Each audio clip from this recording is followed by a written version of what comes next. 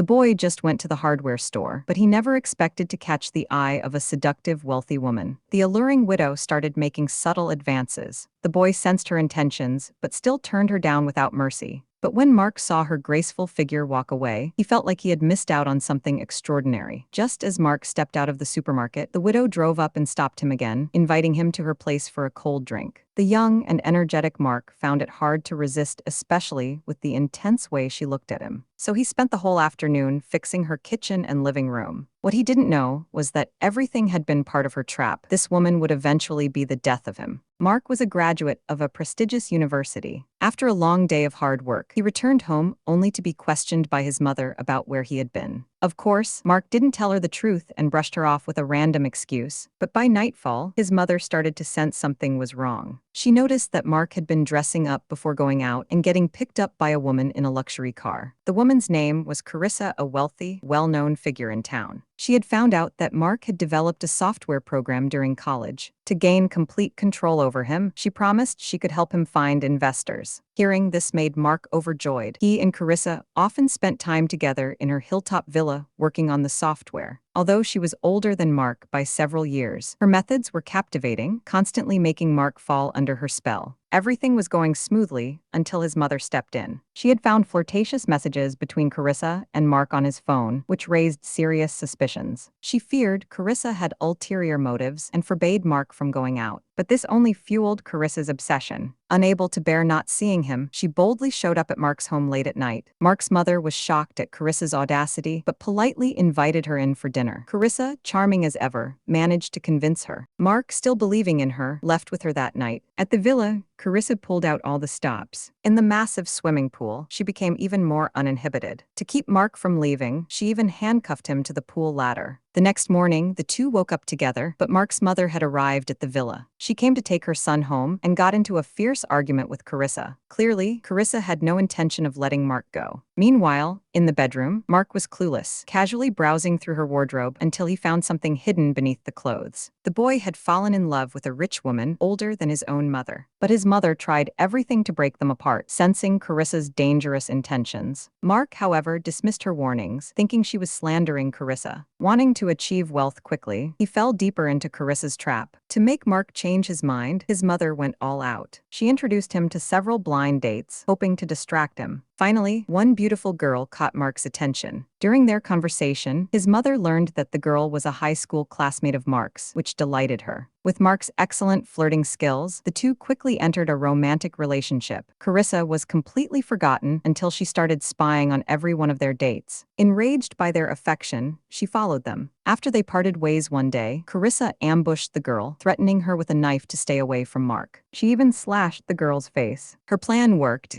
The next day, Mark sent the girl several messages, but she didn't reply. He was distraught, unable to understand why things had changed overnight. When he told his mother, she immediately suspected Carissa was behind it. Furious, Mark went upstairs to confront Carissa, only to receive a video call from her first. Before he could say anything, Carissa announced she had found an investor interested in his program. This was a trap. The screen then went black. When Mark woke up, he was tied to a chair in Carissa's basement. She sat calmly beside him, even trying to persuade him to come back to her, saying she was better than that other girl in every way. But Mark had grown to despise her. Her words had no effect. Carissa had gone completely mad. If she couldn't have Mark, no one could. Meanwhile, Mark's mother waited all night, but he never returned. No one could reach him. She asked all his friends, but none had seen him. She was sure something terrible had happened and immediately suspected Carissa. Gathering her courage, she rang Carissa's doorbell. To her shock, Carissa openly admitted, "Yes, I kidnapped your son." Mark's mother stood frozen, heart pounding in her chest. Upon entering the sauna, the mother was horrified to find her son, Mark, bound and injured. Carissa, standing nearby with a gun, forced the mother to put on handcuffs and locked her in the sauna with Mark. She then presented a pistol with a single bullet, demanding that the mother choose between shooting her son or herself. Determined to protect her son, the mother devised a plan. She fired the gun into the floor and feigned collapse. When Carissa re-entered to check, the mother attacked her using the hot sauna stones wrapped in cloth. A fierce struggle ensued, during which the mother managed to push Carissa's face onto the scorching stones, causing her to pass out. Seizing the moment, the mother helped Mark out of the sauna to cool down by the poolside. However, Carissa regained consciousness and, in a final act of aggression, charged at them with a weapon. At that critical moment, Randy, a family friend, arrived and intervened, ultimately leading to Carissa's demise. In the aftermath, Mark, his mother, and friends embarked on a journey to his college, symbolizing a new beginning and leaving the traumatic events behind.